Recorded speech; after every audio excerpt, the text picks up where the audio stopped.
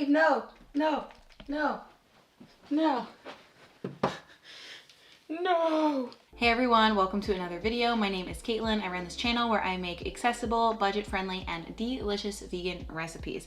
Today I am bringing you a sweet, simple, and delicious recipe concept. We're going to be making easy and budget-friendly vegan meals made with only 5 ingredients, and I'm showing you 5 of them. So you're getting a lot of great food ideas that you can build upon. If you're new to a plant-based lifestyle, these are some great basic meals that you can whip up for yourself when you're short for time but still want to eat something that doesn't taste like grass. This video is also sponsored by Nusoya. I love working with Nusoya's tofu. It is my absolute favorite, and I'm excited to say that Nusoya has a plant-inspired line that helps make your life even more convenient because it's using the tofu that we all know and love, but it's already pre-seasoned and pre-packaged. I'll talk more about each meal and the ways I am using it in the recipe video. They'll be in 2 of the 5 recipes that we'll be featuring today. So let's get into cooking. For the first recipe, we're going to be making some vegan calzones that are so good and easily customizable. For this recipe, we'll need some pizza dough, some baby spinach or another veggie of your choice, vegan cheese, marinara sauce just for dipping, and then Nusoya's plant-inspired organic meal solutions in the classic bolognese.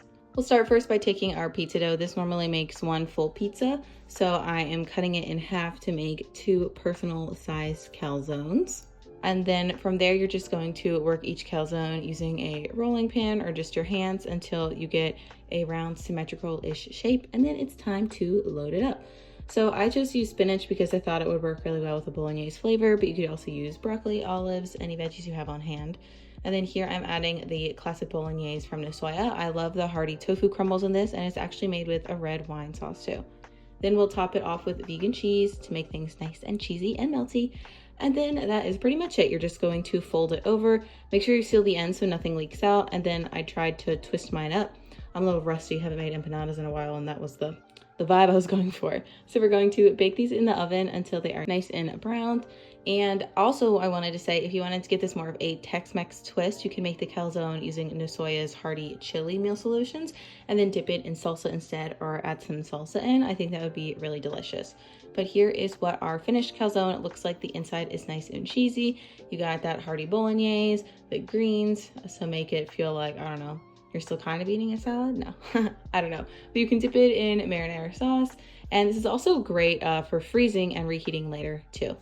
Next up, we're going to be making an incredibly simple white bean and pesto salad. For this recipe, we're going to need 2 cans of white beans, some vegan pesto, some tomatoes that have been sliced in half, olives, and diced cucumber. If you're not a fan of olives, you could, again, use something else.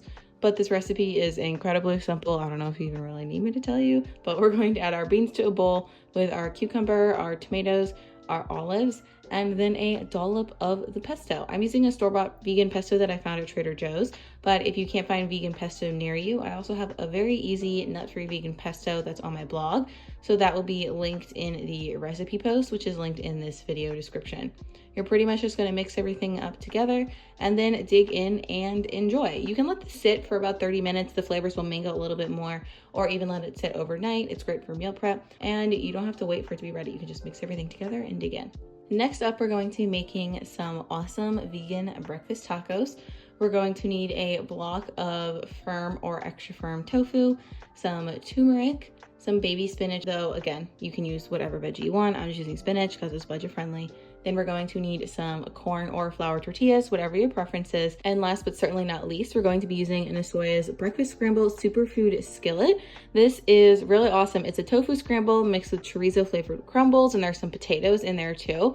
So we'll add that to our skillet, and here I am using my spatula to chop it up a little bit. So this is delicious on its own, but what I'm doing today is sort of transforming it, that's more accurate, into ground meat style crumble. So the potatoes will stay a little bit larger, but I'm making sure to crumble up the tofu, and the chorizo pieces are already pretty small. You want them to get nice and brown because it adds a nice layer of crunchiness and flavor.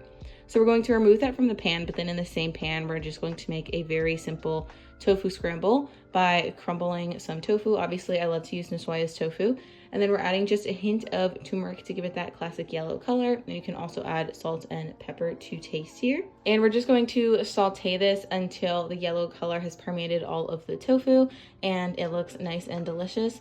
And then again, I'm adding spinach here, and I'm just gonna add it to the pan and cook it down until it becomes nice and wilted. Once the spinach is wilted, you're just going to add in those crumbles that you sauteed, mix everything together, and then once the crumbles are warm, you're ready to serve this into tacos. So I did warm up my corn tortillas in a warm skillet just so they are more pliable. Pro tip, don't forget to do that. And then we're just going to add in our tofu scramble. If you wanted to, you could top these with avocado if you had it on hand. I personally really enjoy them with just a little bit of hot sauce, but I love how this is a protein packed meal that doesn't take very much time at all. And it's a great way to sort of spice up your breakfast if you're tired of just eating plain tofu scramble or avocado toast. Next, we're going to be making a spinach and artichoke creamy garlic pasta. If you're a garlic lover, you're gonna love this. We're going to be using some pasta. I'm using gluten-free chickpea pasta, some soaked cashews for our creaminess, some canned artichoke hearts that I have quartered, and then spinach, obviously, because, you know, spinach and artichoke. And then last but not least, some garlic, and obviously we'll be adding some salt too. So I wanted to make a very simple garlic sauce, and honestly, for only 3 ingredients, the sauce is so good. Well, I guess technically it's 2 because we're just adding the cashews and the garlic and salt, and I don't really think salt counts as an ingredient. A little bit of water, and you're gonna blend it up, and it might look a little too thin, but don't worry, the cashews thicken up a lot once you add it to the stove. So here, optionally, if you want to, you can add some oil to a pan and saute your artichoke hearts first if you want to add a little bit more flavor to them and brown them. But if you don't, you could just add them to a pan with a splash of water too. And then we're going to add in our creamy cashew garlic sauce and stir it up. And as you can see, it starts to darken a little bit in color and thicken up. So in the meantime, while this is simmering away, we're going to cook our pasta according to the package instructions. I'm using 4 ounces of pasta for this recipe, which can serve 1 hungry or 2 moderately hungry people, but you could definitely double this recipe if you wanted to serve a crowd. So once our pasta is finished cooking, we're going to add our spinach to the pot and then just top it off with the pasta. I find this helps to wilt the spinach a little bit faster. And then we're just going to mix everything together until the spinach is wilted and you've got a nice, creamy, dreamy combination. Honestly, this might be my new favorite pasta recipe. I think the white sauce is so good, and the fact that it's only made from 5 ingredients, it just really hit the spot. I have a spinach and artichoke 1-pot pasta recipe that is similar to this, but there's more than 5 ingredients, and honestly, I gotta say, these taste pretty much the same. So if you're balling on a budget, this is the way to go for you. And then last, but certainly not least, we're going to be making a classic burrito bowl with my favorite salsa rice. I'm pretty sure I've shown you how to make this before, but we're going to need some black beans, or you could use refried beans if you'd rather have that. Some rice. I'm using this frozen rice to make the meal faster, but you can also cook it from scratch. Some cilantro, some salsa, and then last but not least, some avocado. So to start, we're going to make our salsa rice, which is literally just combining rice and salsa. You can do this on the stovetop too, if you add the dry grains with the water, but here I'm just sauteing it for a few minutes. And I love using salsa in this fashion. Salsa is really affordable and budget friendly.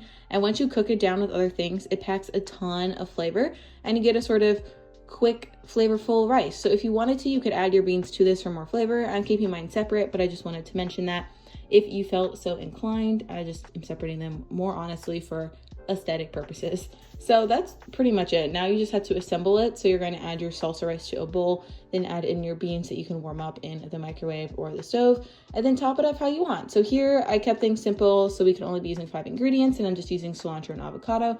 But obviously you can use veggies you have around your house or something else. And I also love to top my burrito bowl with a little more salsa too. So I love how the salsa doubles as an ingredient here. It adds a lot of flavor to the rice, but then it's also a nice condiment that helps tie everything together. All right, that's it for this video. Leave a comment down below and let me know which one of these recipes was your favorite. As you can see, I have plenty of food to eat through. Luckily, most of these meals will last for a while in the fridge and or could be frozen, I suppose. Probably freeze calzone.